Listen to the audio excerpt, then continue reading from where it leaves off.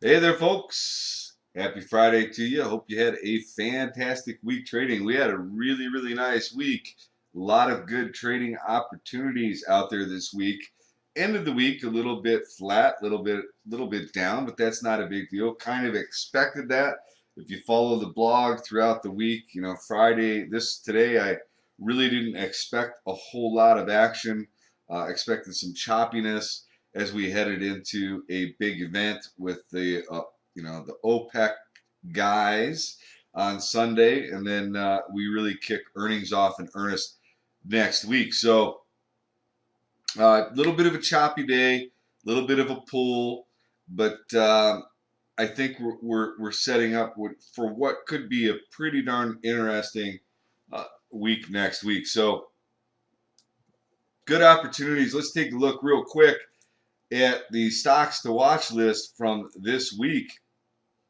And for those of you that are not familiar, this is the live stocks to watch presentation we do every Sunday at 8 a.m. Las Vegas time. If you're interested, come on by. Bring a list of stocks on Ticker TV. Bring a list of stocks, and we'll go through them.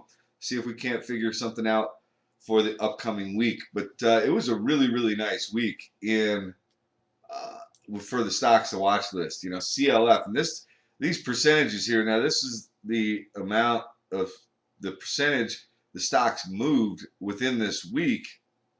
And this really doesn't reflect the entire move, right? CLF was a really good trader, and look where it came up to. It came right up into this potential resistance and support, right? Was support back here, resistance, came right back up into that, kissed it, and now it's pulling back. But still managed to close out the week up 34%. ARTX, defense industry, tiny little stock that reported a division getting some type of a contract last week, and then we got some real nice follow through on that one this week, up 18, over 20%, but it actually got all the way up to $3.30 for this week. DLNG, we talked about shippers and how they looked good. And this was one of the shippers that had a really nice looking setup, and bam, it was off to the races, up 17.64%.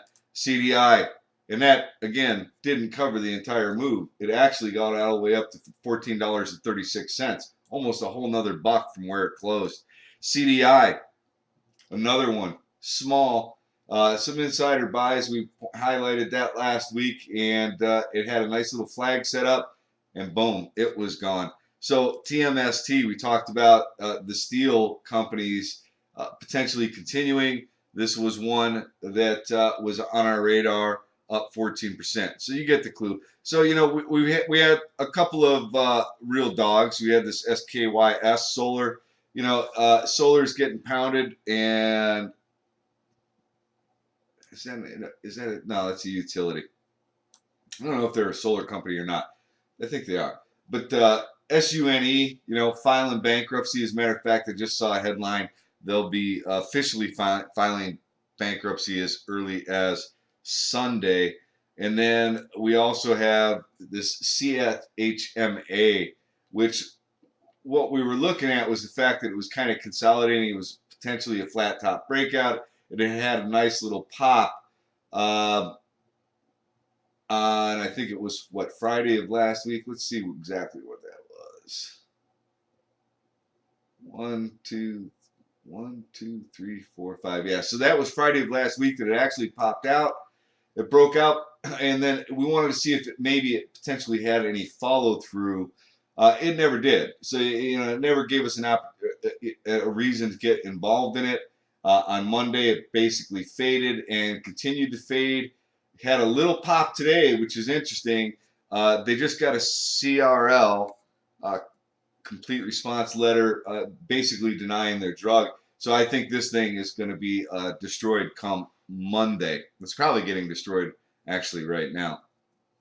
But there were some really good setups on the stocks to watch list. Like I said, if you're interested, come on by on Sunday morning at 8 a.m. So let's go ahead and get started with what we can look forward to for next week. So last week we had talked about the IBB was something that we were kind of focused on, right? Because it had broken out. We got this little flat top breakout, and then we talked about how we could potentially see it just bounce in between these two areas of support and resistance, right? So we've got resistance up here. That's where we popped up into, basically at 285. And we said, look, maybe we could see this pull back here and then bounce. Maybe we do that for a little while, build up some energy before we actually take out that 285 area. So really that whole scenario is still in play, right? We did come down and tested this 269 that held this support. We bounced off of it. Maybe we get some more back and fill, some more consolidating before we actually take out that 286 area. So still on the radar, still an area to pay attention to. The other one that we talked about was XLV, which is healthcare, and it's been flirting with this trend line here. So one of the stocks I actually took a swing trade in THC during the week. It was either at the last part of last week or maybe it was. No, it was this week. So I took it at 28 and change, and then my target on it was $32.50, and I actually got out at 32.50. Half of my position. I still own half, right? We may pull back here and come back and test this area of support, fill this gap. But now I've got half of my position left. I've already locked some profit in the trade, and I'll be looking to see if this area holds as potential resistance or potential support, I should say, on a pullback here, and then I may double up on my position. We'll see what happens. This is an interesting little candle there. I didn't recognize all this volume. I don't know what happened today. I didn't actually trade a whole lot today. I anticipated that it was going to be a choppy session. I had to go see my accountant because it is tax day and get that taken care of. So I really didn't do a whole lot today. I'm really kind of just waiting to see how next week plays out. But there are some things that I've seen doing my scans here. So that's XLV and IBB. They still are, I think, worthy of paying close attention to. Unless, of course, they roll over and break down. And then the whole theory gets thrown out the window. So Nasdaq, decent day, right? I mean, all these major indexes are in this area of limbo right now, and earnings are going to help us define which way we're going to go. Now, the Nasdaq actually, it's well within the Bollinger Band. Let me go to a cleaner chart here. It's not really that much cleaner, right? Because I've got all these drawings on here. Let me clean this up.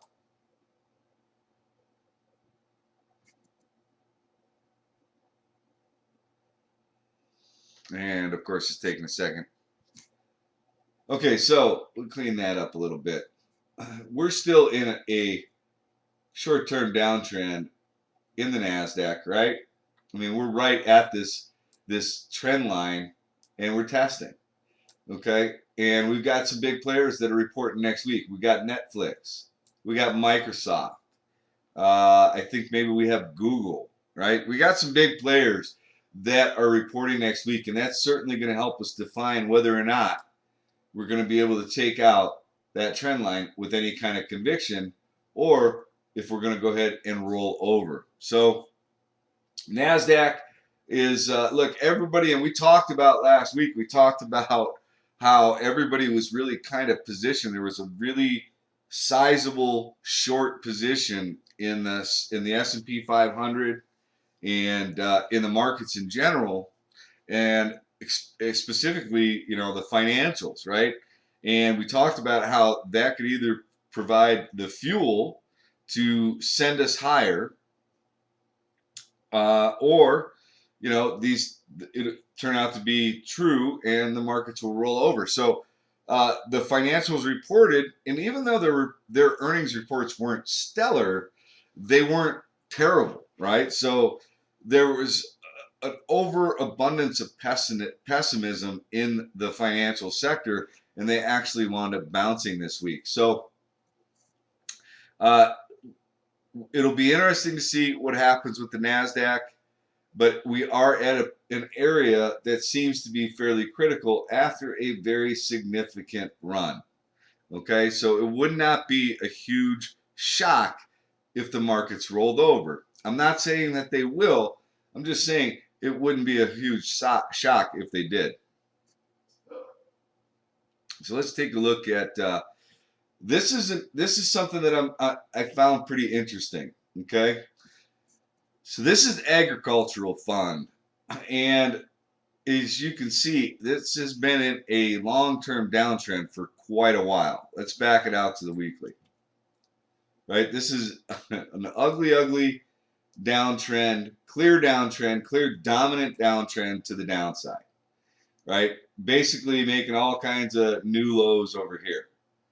So here's what's interesting though. So remember, we've talked about how you ramp away from the gradual trend line, right? You ramp away, and we've done that. And now, if you look, we've broken above this trend line, this where we ramped away from the longer term trend line. Okay, we accelerated on the decline, and now we've broken that. We had a nice little rip, and we're pulling back. All right, we pulled back, but look, we're making, at least for now, we've made a higher low, right? So this whole time we were making lower lows, lower highs, lower lows, lower highs, lower lows, lower highs, lower lows. What's changed? We made a higher high, we made a higher low. So, and we're kind of flirting, we're coming up. We pierced the 200-day and we pulled back below it. So now we're going to come back up and retest the 200-day moving average. I think agricultural is an interesting area to potentially keep an eye on. Okay, I think we also have some ag companies that are reporting next week, right? I think Mosaic may be reporting. Let's take a look at Mosaic. So basically, kind of have the same thing going on, right? As we did with the ag. We have the same thing. We ramped away from this trend line. Let's back this out on the weekly. Let's take a real good look at this Mosaic. All right, so here we are. This is pretty interesting. So we've got our dominant long-term trend line very clearly, right? And then we ramped away from the trend line. And then we even accelerated that ramp even more, right? And we are making, looks like, well, we're close to making all-time lows. I mean, we're really close. Look at that. It's pretty interesting, huh? I love this stuff. All right, so look at this. This is a pretty interesting place to find some support. So maybe it comes back down here and bounces, right? You get a little double bottom there. Or maybe, we're at the point where we're making some higher highs and higher lows, right? This baby could be getting ready to stair step up. So agricultural, I think you want to keep an eye on that sector next week and see if we get any kind of follow through. Let's take a look at something else that it seems that is, I think, really important. Let's take a look at the dollar. Okay, so gold has been on fire, and the gold miners had an unbelievable move this week, right? Um, and a lot of it has to do with the action and the price action of the dollar. If the dollar continues to weaken, then when you can look at materials and you can look at gold, precious metal to continue to rise. Okay, we had a little bit of a bounce in the dollar, and then we had a pullback today. Now, the strength in gold and the gold miners is crazy. But to me, it's getting a little bit overdone. Let's take a look at GDX, right? Getting a little bit parabolic, completely out of the upper Bollinger Band, had a little bit of a pullback. The question is this just going to be a little pullback and then we continue to move higher? Listen, gold has been strong. What I find interesting about the move in GDXJ, GDX compared to gold, gold really hasn't had as significant of a move as those miners are having, right? As those indexes are having. As a matter of fact, it looks to me like maybe we've got higher, lower highs and lower lows that are starting to develop in gold. And we didn't really have that big of a move to the upside in gold today, even though GDXJ and GDX, and where's the other one? JNUG and Nugget had some fairly decent moves. JNUG more so than Nugget had a decent move today, right? But again, got completely out of the upper Bollinger Band. And then here's the other thing. Coming up into this resistance at 119. Let me get rid of one of those. Right? Look at this potential resistance here at 119.42. Right? Came right up into that and failed. So maybe it's just consolidating a bit before it can take that out. Like I said, the question becomes how much more do these have in it? If they've look at where they've come from in such a short period of time, right? That's a massive, massive move. So you have to ask yourself if the underlying companies that are comprised, the junior gold miners, if their things have changed that significantly in their companies to justify this type of a move. So pretty interesting. I think you got to keep an eye on it. It looks like it's moved very far in a short period of time. We'll see if that continues next week. So the other thing we definitely want to talk about is, of course, the big oil sector, right? I mean, we had a nice little move in the energy sector, and we talked about this last week. We talked about the fact that we were bumping up against this long-term trend line, and we actually took it out this week, right? We took it out, and we're now flirting with the 200-day moving average. Is this a head fake? Because there are a lot of people that are watching this same area. So is this a head fake to suck some buyers in, and then we get a pull? Or is this an actual real breakout, right? So that's something to pay attention to. A lot of it is going to depend on what actually happens on Sunday. If nothing significant happens, we could see oil roll over. And if you look, stochastics appear as though they're getting ready to cross to the downside. It looks as though oil could weaken. If they're if the street is disappointed with what comes out of that meeting on Sunday, we could see some pressure on oil. And then if we see some pressure on oil, will that transfer over to the markets? There's a strong possibility that that could happen. So the other thing that's interesting, though, and to think about, is we do have some of these big multinational companies that are coming up and to report earnings. So we just talked about the dollar weakness, right? So earnings have been hurt by the strong dollar. Let's go back to the dollar for 1 second. So when the dollar was strong, the big problem that earnings had with some of the big companies was the strength of the dollar, right?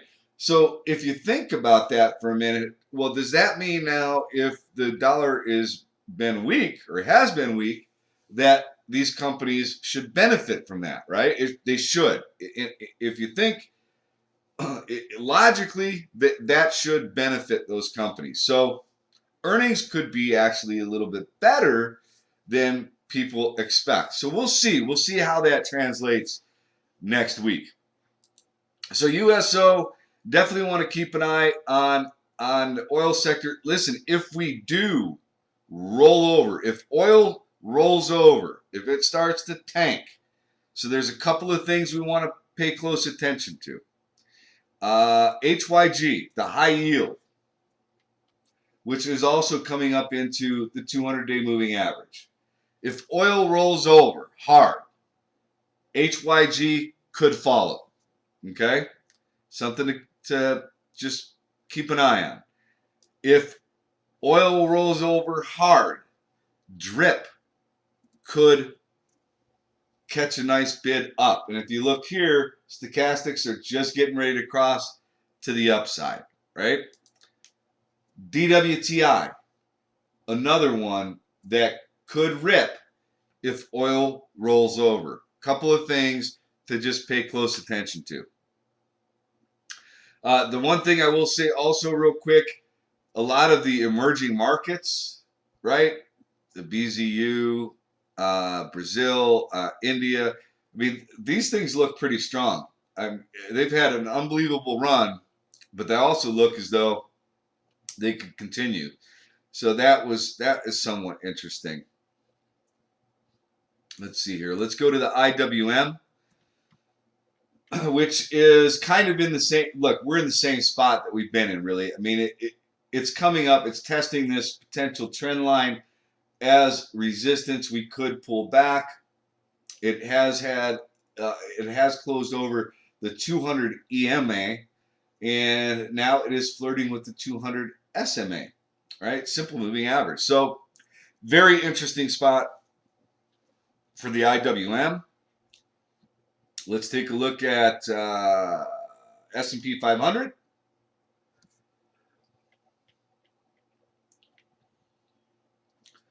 We're either kind of going to come up and test maybe 2100, right? In this area here, where we've got some resistance, right? There's some congestion in this area. We either go up and test 2100, or potentially we may pull back and test somewhere around 2015 or so, where the 200-day moving average is sitting. Somewhere 2013, somewhere in that range. Okay? Let's take a look at T2107, T2108. So T2108, I mean, we've talked about this. This thing has been up in the nosebleed section for a while, and it does appear as though we are making a lower high, right? And now we need to see if we come down here and make a lower low. I mean, we've been up in this has been one of my biggest concerns, that we've been up here for so long. So I am open to the possibility of earnings disappointing and the markets rolling over. Energy rolling over if Sunday is a disappointment, right? Home builders still look pretty darn good, consolidating over the 200-day moving average. Could see some continuation there. However, look, if the overall markets roll over, likely going to bring down the home builders with it. Last week, we also talked about retail. That was like one of my big concerns, was that retail was crossing back below this long-term dominant trend. And then we got retail numbers, a retail report out that actually wasn't quite that bad, right? So we reclaimed this long-term dominant trend. I mean, we're still flirting with this thing. So, I mean, it's not like we should break out the champagne and start celebrating just yet, right? Because it is still making, at least for now, this is a lower high, right? So if it comes back down, then we make another lower low. That would be a bad scenario. If we come back up and maybe take out this high, then we start putting in some higher highs and higher lows. So we'll see how that all plays out with XRT. But it was encouraging that we did reclaim it. And then XTN, which is the transportation. Let's go to the IYT, which is the one I really like to follow. So we had the same concerns with the IYT. It was looking rather weak, and it reclaimed this week, right? And actually has taken out this little trend line here. It's kind of hugging it. So that was another positive event that happened. So we had that. We had the financials. Let's go to the financials real quick. FAS. The 3-time bull financial caught everybody a little, or I shouldn't say caught everybody, but caught a good majority of people off guard, with earnings being a bit better than they anticipated. So actually, we could look at the XLF too. Let's take a look at that one. XLF, right, broke above potential price resistance. And now coming up to the 200-day moving average, potential price resistance around 23 bucks or so. We'll see what happens there. Actually,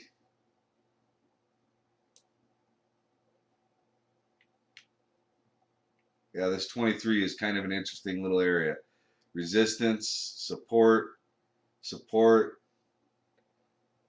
So we'll see what happens next week. We'll see if this dies out in the financials, or if we get a potential continuation. So there are two other sectors that I really like, and then I think I'm going to go ahead and wrap this up, and hopefully you can join me on Sunday or watch the replay of the stocks to watch. But XLI industrials look pretty darn good, right? And we've got some industrials that are reporting next week. I think, GE reports. I think Honeywell might report next week. So a lot of earnings that could give the market some fuel to continue this run, or could be, the nail in the coffin, or not the nail in the coffin. I mean, we're not dead, but could hurt the markets and give us a reason to have a significant pullback. So XLI, and then the other one was aerospace and defense. Where is hold on a second here. Is it the IYR? No, that's real estate. ITA. That's it. Aerospace and defense. So it broke out over this trend line here, and now it's kind of flagging out. Right, so we're talking about the Lockheed Martins, the Northrop Grummans, the Raytheons, even that little one that we had here, potentially get some continuation. This ARTX. I mean, it is a little bit extended. It is piercing the upper Bollinger Band. May need to pull back a little bit here, but I do like that whole space. Right, I mean, the whole space is looking pretty darn good. So keep an eye on, and look at that. Lockheed Martin's kind of got a nice little flag going there. Let's take a look at RTN. I mean, it's this space is pretty hot. Let me see one other one. This is another. And that's not the one. Okay. So anyway, I think that's it, right? I don't want to get too deep in all of this stuff, because really we've got the oil event happening on Sunday. That's gonna be a big driver of what the market does next week. You know what? There is one other thing I do want to bring up real quick. Volatility. There is none. right? We have no volatility. TVIX, UVXY, right? They tried a couple little bounces, but look, as long as the markets continue to be strong, we're not going to see any volatility, right? We only see that volatility when there's some fear in the marketplace and things start to roll over and tank. So, if we do get a rollover because of disappointment from Sunday's events or disappointing earnings from some of the big boys, then you look for volatility to potentially be in play. Okay? And that's it. We'll just see how this plays out next week. We've got a lot coming up. It should be fun. Keep your mind open, right? Don't go in with any preconceived ideas of what should happen. We're just going to have to play what does happen and put agricultural on your radar. And potentially, I haven't done my, SEA, one last one, SEA. The shippers, broke this trend line, okay? Broke that trend line. They're a little overdone. They're a little overbought, so maybe they need to pull back a little bit. Maybe they need to consolidate. But the shippers are still kind of interesting too. So keep that sector on the radar. Okay, that's it. Sunday, 8 o'clock, Ticker TV. Check the blog. I'll have a link there for the stocks to watch. Enjoy the rest of your weekend. Have fun. Be safe. And I'll see y'all, or some of you, on Sunday morning.